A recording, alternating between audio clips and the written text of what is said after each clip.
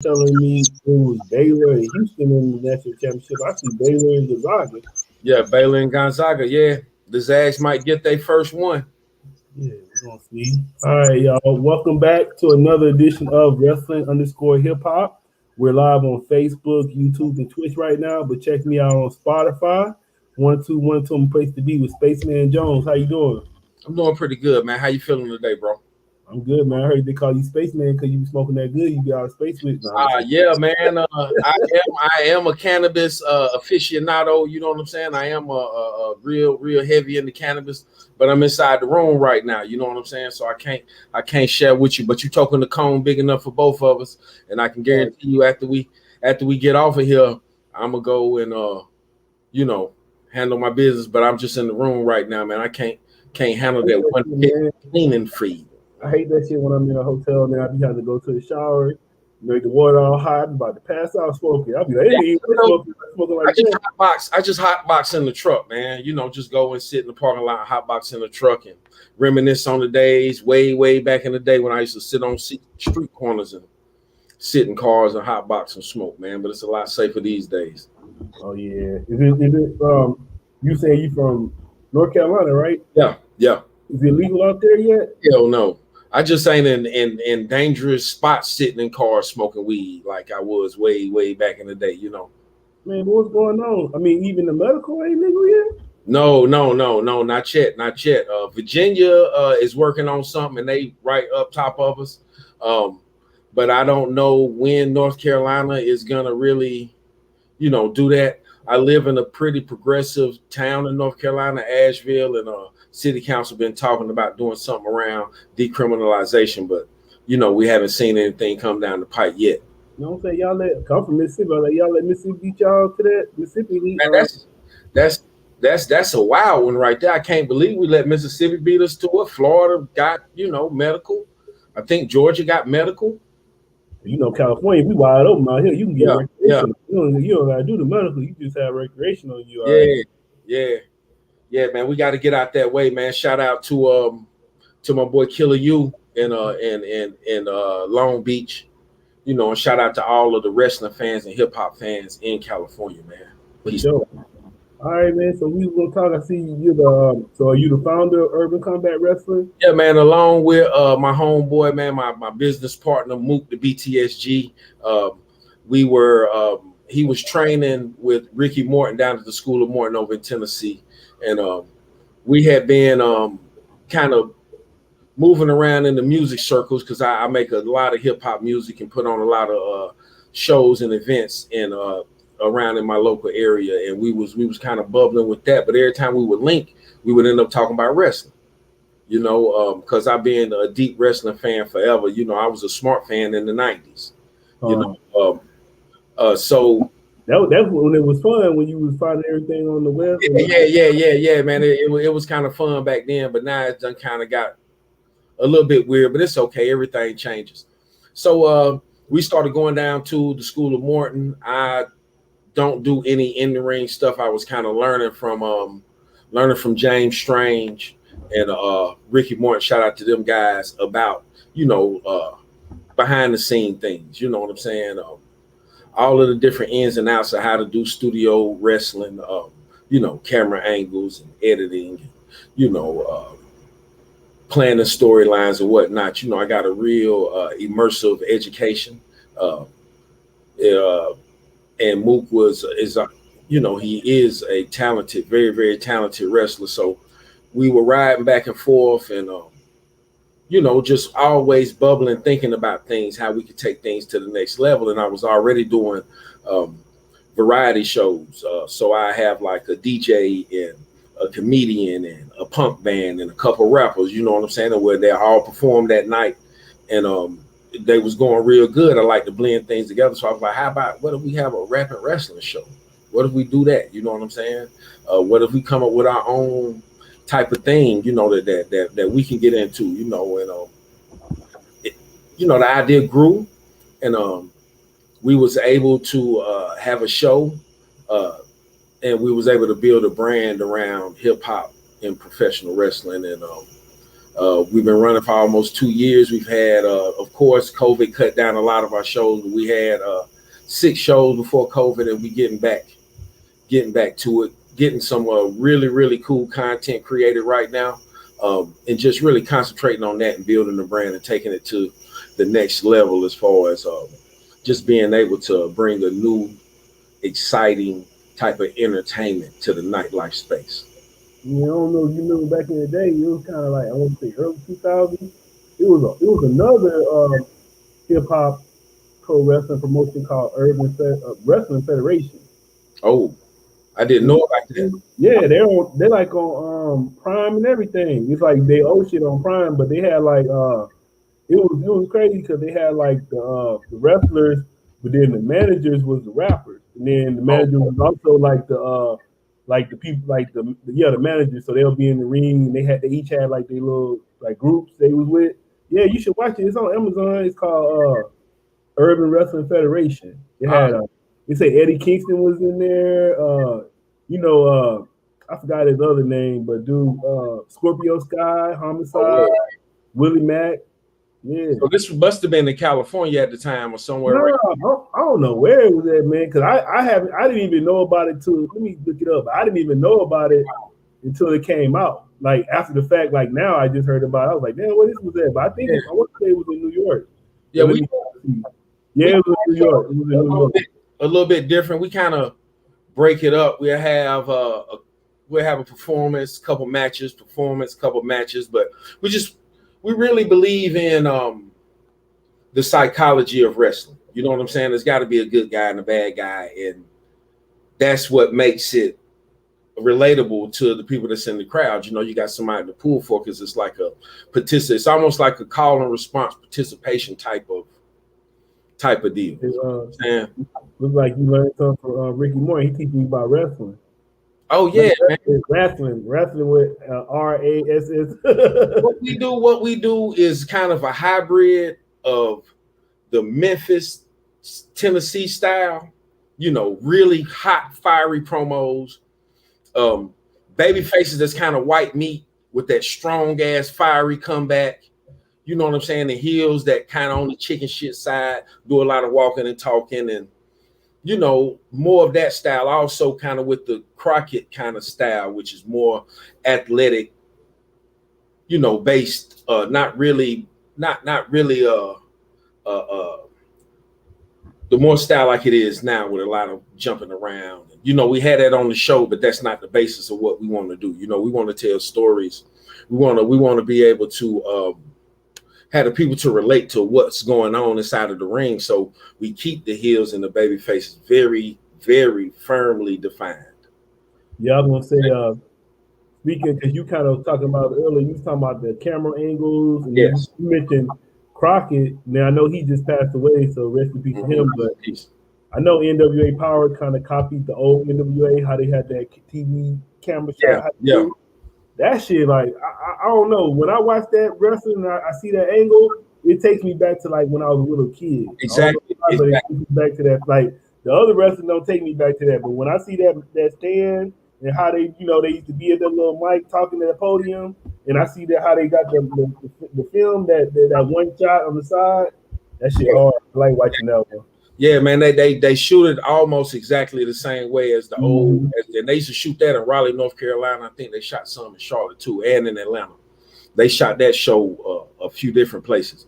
But we tried to since me and Mook both come from music backgrounds, we try to make our shit like music videos. You know what I'm saying? So we are coming with the same type of psychological style. As far as like, you know who the good guys are, you know who the bad guys are. The good guys are not going to cheat too much or do too much bullshit. You know what I'm saying? They're going to play it straight. And the bad guys going to do the most. You know what I'm saying? So everybody can tap in. People who don't, because we don't go after wrestling fans at all. We don't even advertise to them. We advertise to rap music fans. You know, that's the space that we want to, that we really want to fit into. And we see that we get a lot of lapsed wrestling fans at our shows because they come for the music, they come for the spectacle because we are doing it in bars and it's like something new and exciting. But by the time the show is, you know, quarter of the way in, they got these big grins on their face, and they like, man, this is awesome. And they takes them back to, like you said, sitting on the couch. And we get this saying over and over again. Man, I used to watch wrestling when I was a kid. I haven't had this much fun watching wrestling since my dad took me way back to see, whoop de whoop or whatever. So we pride ourselves on really bringing the people a lot of value in the experience of an urban combat wrestling show, because you got the wrestling and the over-the-top nature of professional wrestling, which is already going to suck people in, and then you have the music, and it's nonstop. We don't break it up with 15-minute sets. They hop in the ring, the rappers hop in the ring, they bust down a song or two, they get out, we keep the show moving. And everybody been tapping in, man. It's been a very, very electric atmosphere every single time. If the folks want to catch our videos, they are on YouTube, Urban Combat Wrestling YouTube channel. We also have urbancombatwrestling.com, and Urban Combat Wrestling everywhere except for Twitter, which is combat_urban. And whoever got that Urban Combat Wrestling tag, I got some money for you if you just sell it to me, bro. Please. I was gonna say, you kind of reminded me like how you was talking about wrestling look like videos. I remember ECW was doing that a little bit back in the day. Yeah, and that's more, not with hip hop though. They was doing it with kind of rock, but that's one of our big inspirations is that '90s ECW kind of in your face style, where it was like a show you would have Joey Styles. He would be standing basically in front of a. Yeah, it was in the basement, getting it in. Basement or backstage at a show in Gorilla or something, and he would just be like, this happened such and such time, and they would show not even it wouldn't even be a whole match. It would be a clip of a match, and then they would go to some weird video with some punk playing and maybe Public Enemy or Raven or somebody in some weird ass spot, and it'll play full, and it was like, we thought that it kind of like, when I go back and look at it, it was kind of all over the place. But at the time, it was something that was so visually different from what we saw with WWF and WCW. So they did what they had to do. Like, they stood out. And then also, when you don't have a whole lot of hands on decks and you got everybody got 2 or 3 jobs, you know what I'm saying? So you got the guy who might be writing the show, he might also be editing the show and selling t-shirts and on the ring crew too. Then you got a couple of the wrestlers that might drive the truck, and at that time, hearing a couple of interviews from Tommy Dreamer, I remember he was saying that he had a lot of responsibilities back then. Everybody had to pick up the slack, and maybe that's why the style was so gritty, because they were forced to work with what they had and make it dope. You see what I'm saying? So that makes you use a lot of different strategies. I know with making music and making beats, because I don't really write music per se or read music. I don't know nothing about theory, so I got to work within my limitations to make shit dope. You know what I'm saying? It's the same thing that we doing with UCW. We working within our limitation to make shit dope because we're not rich. You know what I'm saying? We paying for everything out of pocket. We are coming up with the concepts and trying to make all of this shit work like off the cuff and off the muscle. And it's not a lot of help out here. You know what I'm saying? For people who trying to make it on their own and who don't want no masters or no bosses. You dig? Y'all gonna tell you remind me of another guy. You say you was a producer and you got to wrestling. I just found this out too. Rick Rubin was a part of Smoky Mountain Wrestling. Oh yeah. He was one of the big money men for Smoky Mountain Wrestling back in the day. And I'm thinking that Master P and Westside Gun is still involved with House of Glory. Yeah, House of Glory. And then it ain't hip hop, but shit, Billy Corgan. The NWA, yeah. I mean, but when I kind of got into the business, I saw the similarities. It was almost like I had been primed for it, because a lot of guys not using their own name, talking shit all the time. You know what I'm saying? It's the same deal. You know what I'm saying? Wrestlers and rappers got the same fragile egos. I hope I didn't step on nobody's toes when I said that. But yeah, it's the same. The same thing. Like, they gotta who they is as a rapper might not be who they is all the time, but you gotta just like the wrestlers, like It's the same. It's the same deal, and then it's like you're going to go rent a building out, and if you can use common modern promotion techniques and have a little bit of thought, then you can make money. You know what I'm saying? Putting people in buildings for events. You know what I'm saying? So I just took what I knew from the music and what Mook knew from the music, and we had a ton of help from a lot of guys in the wrestling business, man, who helped us. But it was a lot of hate too.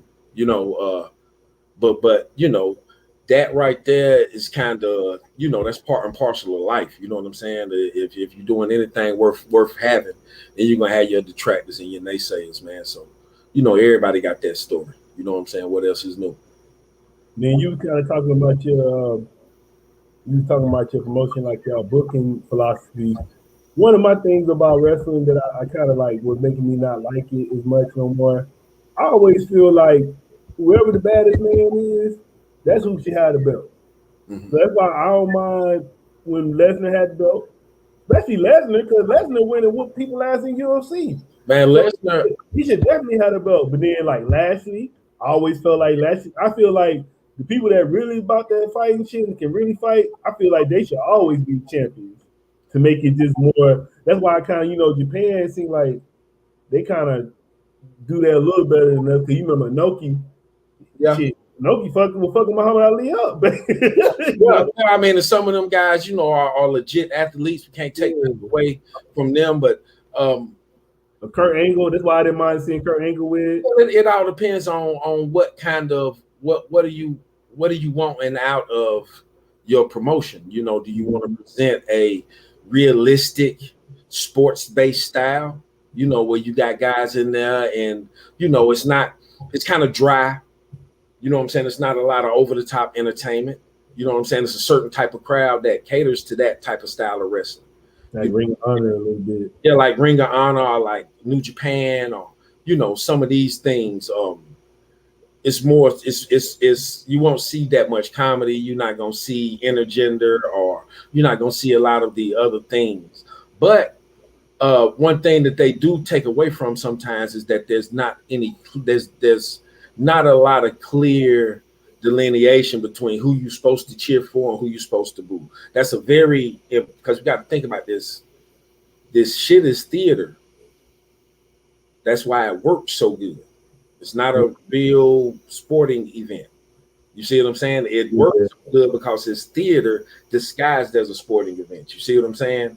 That's why it works so good, because it hits you on two different levels, like psychologically and mentally, emotionally. You see what I'm saying?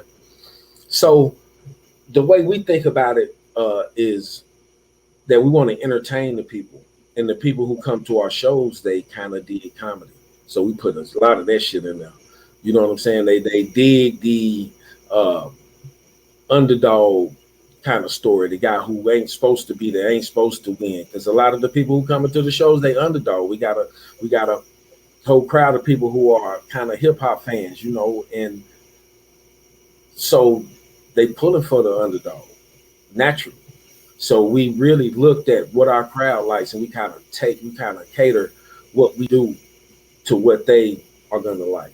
You know what I'm saying? I don't know what nobody else doing, but I know the people that's coming and spending money with us, they like this, and we feel like that we got such a diverse cross section of people that come to our shows that we can easily duplicate. The successes that we had here in other parts of the southeast, the north, and across the country. We really feel like we have created a vibe with our product that can is gonna go, because everybody has fun and everybody's smiling and laughing and having a good time. Okay, so how big is the roster you right now? Excuse me. How big is your roster? Oh, our roster is not that big, man. We don't do 10 or 12 match shows, man. We do maybe 6 or 7 matches, 3 performances, and that's That's enough, because at about 2 hours, 2.5 hours, people start, especially when they're in there drinking, they start losing, fading out. It's Huh. it's a lot better to have a shorter, run a shorter program.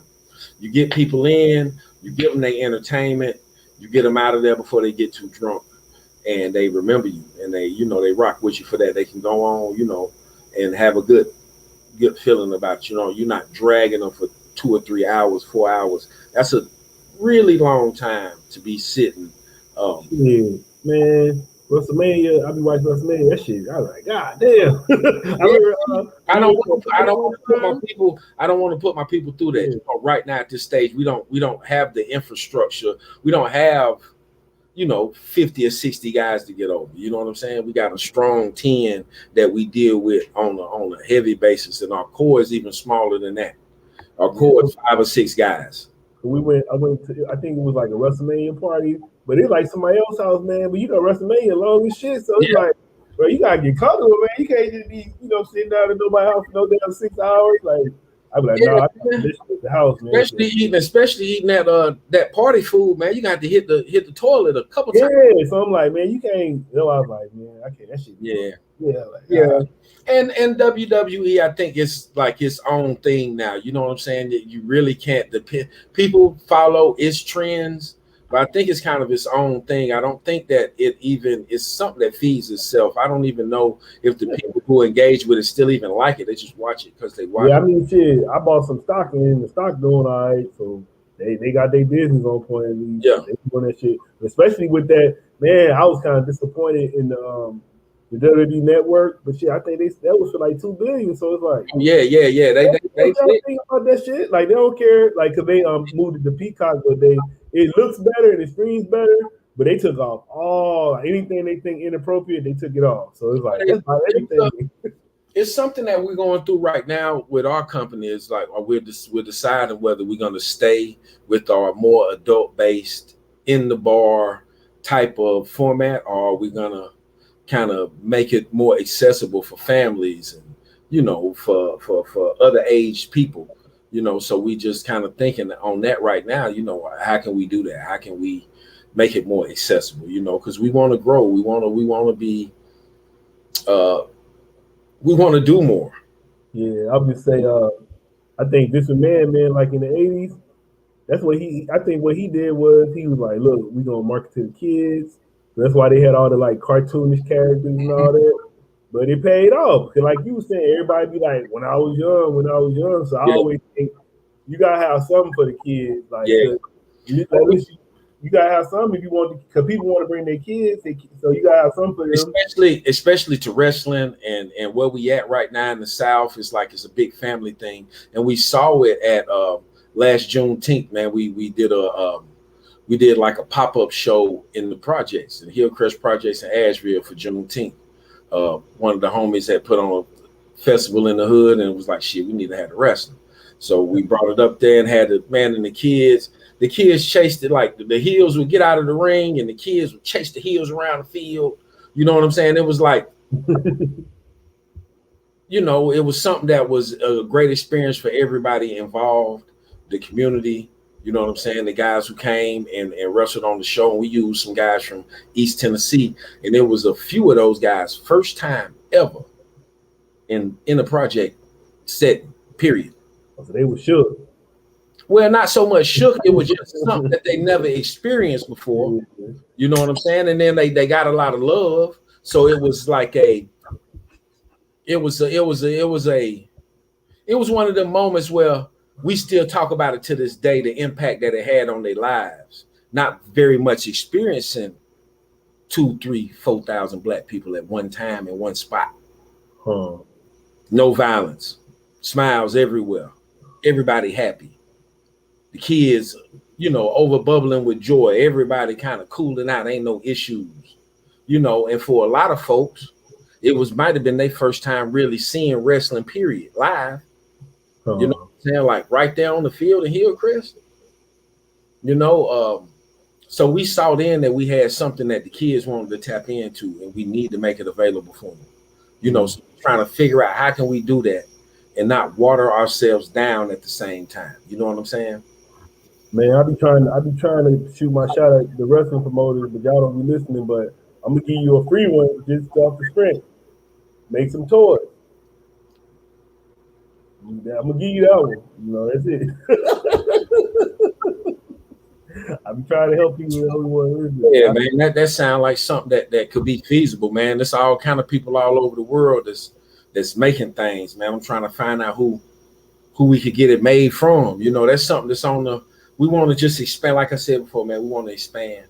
We have a plan to where we want to really get out there in the streets with the people. You know, get out there in the communities and show folks that the synergy between hip hop and wrestling, it creates pure entertainment. Hmm. Pure entertainment. This is a place. This is like our shows. You can lose 2 hours of your life. You know what I'm saying, and it's gone in a second. You know what I'm saying, and you don't being entertained, and you feel a kind of. I see people who kind of they yell and they scream and they are able to kind of express things that they can't express in their daily life. Let's just be honest, man. It's a lot of white folks that come to our shows. You know what I'm saying? A lot of like the town that I'm in is Asheville, North Carolina. It's like the hipster capital probably of the world. You know what I'm saying? So we got a lot of them folks that come to the shows and you know, a lot of times people don't have full abilities to kind of, you know, express if they don't like something. You know what I'm saying? And you can yell at a heel and say, fuck you, man, you suck. Like you want to maybe yell at your boss or your spouse or, you know, these other people. And you can't do that in normal life. But you can come to a wrestling show. You can come to an urban combat wrestling show and scream at Zuka King. And it's going to be okay. And you can get that out of it. It's like a catharsis. I see people when they leave, you know what I'm saying? They look so like satisfied and spent. It's what I love to see, man, is at the end of the show, shaking people's hands on the way out, thanking them for, you know what I'm saying, coming through, just looking at the looks on their face and knowing that they had 100% of a hell of a time. You know what I'm saying? That was provided by us, you know, and we work hard and we really, really try to put on a great show of entertainment for the people, man. We stay up, man. I lose sleep over putting this shit together, you know. I would say I don't know if you saw this clip, but it was a white promoter, but I guess it was some black people in the ring performing, and they was screaming, "Go back to Africa!" All that shit. Yeah. Stopped that shit right then. Ran out, said, "Quit that shit."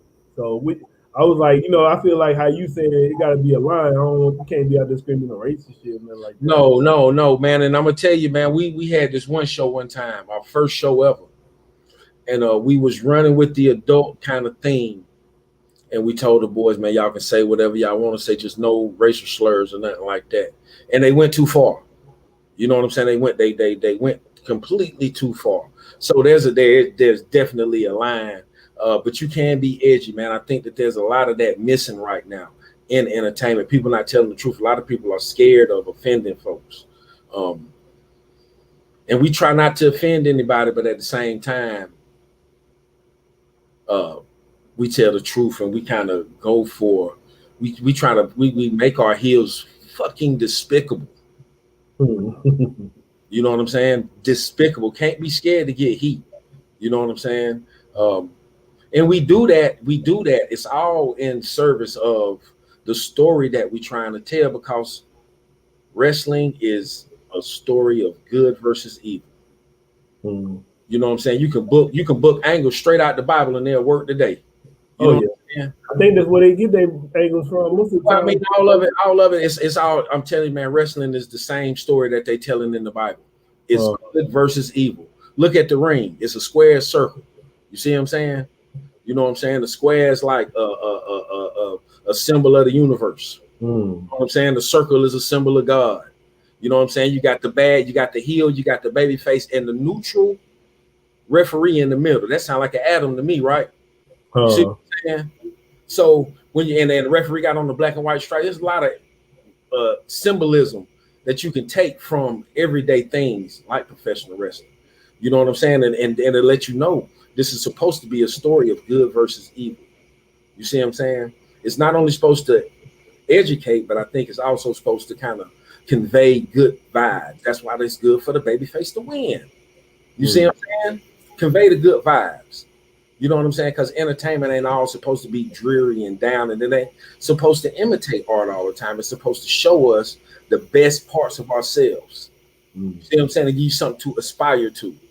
You dig what I'm saying? So we're trying to bring that type of vibe with our storylines, with the way we book, with the way that we carry ourselves, period. You know what I'm saying? And it might take a little, and it's going to take a little while for the full story to be told, you know, because we really believe in pacing. But the full story going to be told, and things might look a little bit crazy if you watch our old videos, but the good shit coming. We think about things in a long arc.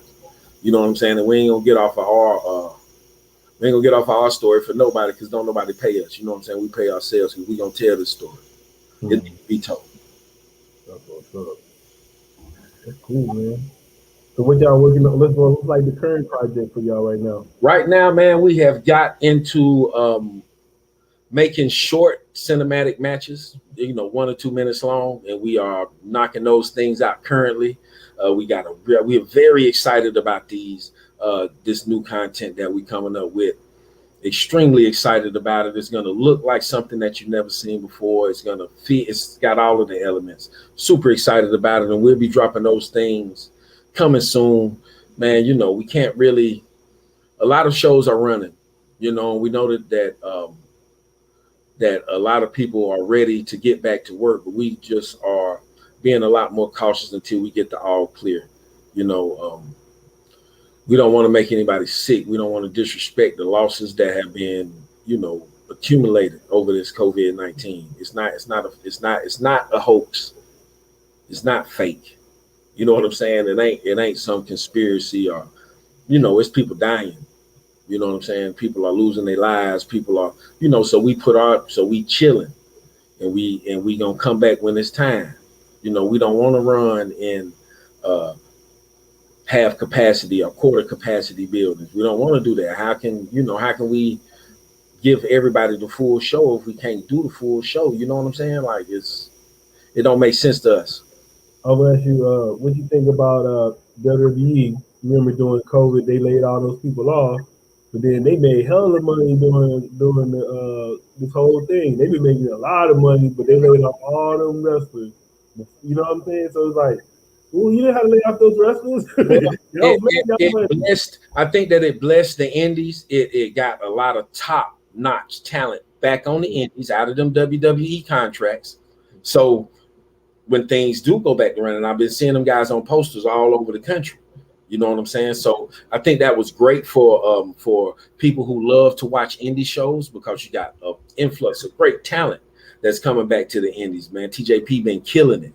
EC3, like all of these guys who kind of went away or got cut or whatever, you're going to see them shine, because they are this good, solid workers, man. All of them guys, if you make it to the WWE, it's something you can work. You look good, and you can probably talk pretty good too, even though they don't let them boys do their thing. But if you make it to that level, then you checking off all the boxes. So I'm just saying, as a business decision, like, would you just say, do you think they were smart because they saved money, or do you think they could have been like, you know what, we gonna take care of our people, we gonna just hold tight, because they all got money. They like they all probably billionaires. All of them, man, just about. So it's like they want to, they could have waited a little bit. But what do you think about it? Just on the business tip part?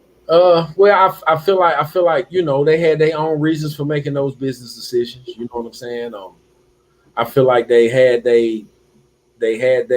financial people look at whatever it was, and they made the decision that definitely reflected good on the bottom line. Now we know that historically, WWE has not been the best friend to the workers. You know what I'm saying? We know that. We know that they put business in the bottom line first, and that's what decision they made. That's the choice they made. You know what I'm saying? Can't really knock them for that. And like I said, man, it got a lot of guys the ability to come back in and work, and they wasn't working. They were sitting and catering. You know what I'm saying? Because now when I think about it too, now I'm like, I don't think All Elite did that. I think they kept all their people, but then it seems like All Elite has it where they can still do indie. Yeah, So they all can the still guys do that indies, were on and I all think but they're still indie. yeah, they can still do indies. There's a lot of those guys who still work shows, but I think that you're going to see some things changing in AEW as they grow and learn things as a company. You know what I'm saying? I don't know if the way that they are allowing everybody to call their own matches, I don't know if that's working right now because I watched the show and they got some good points and I'm interested in it because I'm seeing the people who I've been watching on the indies and it's different from WI. So I watch it, but it's still kind of like, you know, the one where the ring post exploded, that shit was so whack. I didn't even watch. But I was like, you know how to play it off. Like to me, it's like when you know how the shit fucked up, you just gotta like, you know it fucked up. Like don't just sit there still like the shit really blew up. Like they stood there like that shit really blew up, like he was dead. And it's like, man, come on, bro. Yeah, he should have just got up like, this yeah, shit. yeah. But you know, they brand new, and they're gonna learn, and they are, you know, they have put a lot of people who I know and some of my friends, you know, that have been wrestling on that show. You know, so I'm very happy. They get knocked for not really having a lot of black wrestlers in the let me grab this door. Yeah, y'all. Make sure you check me out. Pro Politics on social media and rappertshirts.com. Oh yeah, we got some merch too on rappertshirts.com. All right. Yeah, man. So I'm thinking that they're gonna probably make some changes in their policy, man. They got a lot of good old heads down there who I'm fairly sure if they would kind of get them guys a half a chance and listen to them, they could probably tell them some good stuff. It'll get tightened up. I have no doubt about that. But let me ask you a question. What you think about Jericho going on Stone Cold's podcast? Going on it? Yeah, he's about to be on the Broken Skull. I think what's that? The Broken Skull podcast, or you know, Stone Cold's podcast, the real fight. I mean, shit. I mean, Jericho, like, man, they can't really say nothing to Jericho. Like, if it was somebody else, you could probably say something, but you can't say nothing to Jericho because Jericho is like one of the main reasons y'all successful. Like, they didn't have Jericho, and I'm pretty sure he knows that too. I guess they're saying his contract by the end next year, and they say he's probably gonna start another bidding war. I mean, but he deserved it. Like, man, Jericho, like, man, I was watching this. I was gonna ask you about AAA in Mexico too, but I was like, man, we've been talking. But I saw Jericho on there, and that shit was like 30 years ago. I'm like, damn. Oh, yeah, man. Jericho, man, he was at Smoky Mountain too. He done been all over the place, all over the world. Different, man. That's like some people, man, they deserve that respect. They do what they want to do. You just gotta like.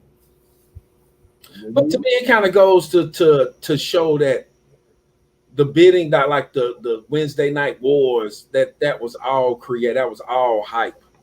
Yeah, you could put that on any other day. Like, what made y'all put that on Wednesday? That was crazy. Like, we can't needed the WWE needed AEW. AEW needed WWE. You see what I'm saying? It's great for wrestling. Period. It's great. It's big for wrestling. You know what I'm saying? It's the most popular wrestling done been in 20 years. Yeah, I would say I'm a big it's two promotions I'm really big on is Impact. I like the old Impact, like when the Asylum days. So I always watch the reruns. And then even you watch the old, like you watch like not the old stuff, but like 2012, 13, you be like, damn, they had these people on there. They had some heat on there. Shit. It seems like a lot of people that's in WWE now was on Impact. Yeah, Drew, AJ, Lashley. Yeah, Bobby Roode. Yeah. That's why I was like, man, that shit got me mad when they did that. I was like, man, how y'all didn't make no new wrestlers in the past like 20 years. Yeah. Just been snatching them. They ain't make no new wrestlers. That shit crazy. Well, I mean, it's a lot of guys who will get their shot. You know what I'm saying? They just kind of young right now. Myron Reed is one. I think he's gonna get a shot. Timmy Lou Retton is a great one. Myron Reed, he in Major League Wrestling, right? Yeah, he in MLW, right? That's my second one. That shit hard. Yeah, MLW is cool, man. I like how they keep it edgy and it's still exciting. You know what I'm saying? Yeah, I like that shit. I mean, to ask you about your shit. You weren't even mentioning your favorite wrestlers. Are we talking about like all time? Oh, I would say, man, I don't know how much time you got. Cause I usually break it down like singles, then I do tag Okay. team, then I do divas. All right. All right. So favorite singles wrestler right now, I got to say I'm gonna pick from my guys, um, and say this Mook the BTSG every single time I see the guy wrestle. You know what I'm saying? He gets a lot better. I love the way. I love everything about his style, and he's my business partner, man. And we're gonna make a lot of money together. Tag team right now, I gotta say it's FTR. I dig that. I think they're the second coming of Tully and Arn. I like Mhm. that old school. I like the way that they kind of make everything make sense and they cheat behind the referee's back. Like, hey, man, this is something I can get with. Um, Singles, but women, girls, okay, girls. I really like Oscar, Okay. and Yeah, I she like hard. and I like Charlotte Flair too. Um, I think that Charlotte Flair get a knock because she gets so many opportunities, but who really has put together a better body of work? I mean, for real, who done turned in more stellar matches than Charlotte Flair, and everything is believable that she does. You know what I'm saying? Yeah, I'm gonna say I like Charlotte. yeah, I say I like the revival too. They hard. They be doing their thing. Yeah, man, and they North Carolina guys, man. You know what I'm saying? I'm a big proponent of the home state. You You know, know what? I was like, man, why they mess that shit up? You remember when they had it with Oregon? That shit was. I was like, what they should have kept that shit, man. That's why I was like, man, I'm about to give up on WWE because they broke up the Hurt business. I was like, what the hell, man, man? yeah, but I think it's a swerve. Yeah, I was like, they gonna get back together in It's a WrestleMania. swerve. They're gonna I come hope out. so. They're gonna make sure Bobby win. They're gonna make sure Bobby win. It's a swerve. It's the whole thing, so they won't get banned from ringside. Yeah, I hope so. I was like, man, that shit Yeah. crazy. If they break him up, it's just stupid. And it don't make Bobby Lashley look any more. It actually, you gotta have, man. Every superhero gotta have an entourage. No, what make it tight to me is, they was in a group in Impact together. Yeah, So it's like history. So it's like that's why they together. If you really know wrestling, they was in the beatdown posse. It was yeah, him, Lashley, Samoa Joe, Loki. So if you know that, you see why MVP still with him now. So that's what I'm saying. So yeah, we'll see. yeah, man. Let me see. What other categories do we have? Yeah, that's about it. That's Maybe about, you want to go. You want to go managers. oh, managers. Man, the manager right now is like Go old school managers then. I mean, you got to say the brain. You know what I was watching the other day? I was watching. They were showing Macho Man's first debut match in WWE, and then you remember they had all the managers outside. They was watching them. Yeah, So that was the thing. At first, he didn't know what manager was gonna pick, but then he picked Elizabeth. he picked Elizabeth. Well, Yeah. I mean, to me, Bobby the Brain Heenan, man, you didn't. He first of all, the man was a sneaky athlete, sneaky. Uh, You know what I'm saying? Like when you built it up and you finally get 5 minutes with the manager, Bobby gonna give you the whole show. Then the man, I'm gonna tell you, he talked them people into that Silver Dome for a year. It was Bobby Heenan. It wasn't Hulk Hogan, Andre the Giant. You put any other manager in that position, they wouldn't have drew as much. Bobby talked them people in that building, and then look how he did over the years for WWF and then for WCW. yeah, I used to love his commentating. He was him and Gorilla Monsoon. There's never been a better pair. Yeah, I guess that's who you like now for commentating. Yeah, yeah, man. Him and Gorilla Monsoon. I say, man, Bobby Heenan is my favorite. Even though I don't like how kind of salty he done become, but Cornette, he tell the truth a whole lot. He just real salty. I can't deal with him. Yeah, he just mad because he probably feel like he didn't get how he supposed to get it. He been there for it too, so he probably feel like he. Man, Cornette, man, and then you go back to the real old school cats like Bobby Davis and what I'm saying, Ron Wright when he was managing. Man, the managing art is a lost art. I like Reginald. I like Reginald a little bit, but I think I think he doing. they don't good. got him in the right situation right now. He don't need to be with no chick. He need to be with a monster, big dude. You know what I'm saying? In my opinion. Yeah, it was nice talking to you, bro. We got to come back on in the future. Yeah, man, I appreciate you having me on, man. I want to tell everybody, man, tap into Urban Combat Wrestling. That is urbancombatwrestling.com, Urban Combat Wrestling on IG, Urban Combat Wrestling on Facebook, and on Twitter is combat underscore urban. Also tap in with my rap group, Spaceman Jones and the Motherships.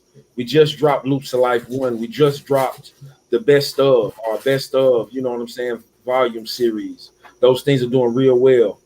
Tap in with us. That's Spaceman Jones and the Motherships on all platforms. Also, Mook the BTSG, y'all check him out. And my tag team, the White Claw Outlaws. We all coming, Urban Combat Wrestling. We coming back to y'all late 2021. Be on the lookout, man. Thank you, Pope, for having us on. Appreciate No doubt. I would say we got to talk to music. What's your top five? it. My top 5 in music: Scarface, Outkast, Jay-Z.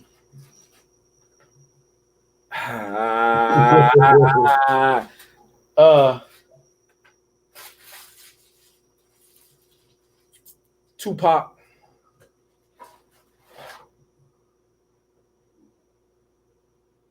and Future.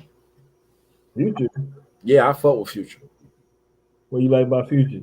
Man, I like all the Future stuff, man. Which one? I mean, 56 Nights, Monster, Dirty Sprite 1, Dirty Sprite 2, Pluto. I mean, I like all Future stuff, man. I rock with Future. And Future be like, a lot of people try to say that he done kind of fell off in the past year. He just pumping out songs. I don't think he really thinking about his art, but Future from like 2015, 2016, 2017, Future, hard body, man. Got a tight body of work. You know what I'm saying? And if you can catch his lingo, then you will get taken into a whole nother way of life. I would say, so you mentioned Future over Lil Wayne? Yeah, man, I'm in the Future over Lil Wayne. Lil Wayne is a cartoon character. I need something with a little bit of reality to it. All right. What's up? Yeah. All right, man. We out. All right, next time. Appreciate you, my brother. Thank you. Yeah, no doubt.